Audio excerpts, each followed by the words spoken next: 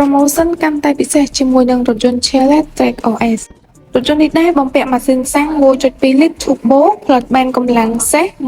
137 HP និងកម្លាំងរមុល 220 Newton-meters ហើយកម្រិតស៊ីសាំងវិញ100គីឡូស៊ីត្រឹមតែ5លីត្រកន្លះទៅ6លីត្រតែប៉ុណ្ណោះលេខមើលរូបរាងវិញបែបស្ពណ៌តែម្ដងតាក់ទាញទាន់សម័យប្រព័ន្ធសុវត្ថិភាពគឺបានផ្កាយប្រាំហើយឥឡូវនេះដែរកាន់តែពិសេសរថយន្ត Chevrolet Track OS កំពុងតែមាន promotion បញ្ចុះតម្លៃ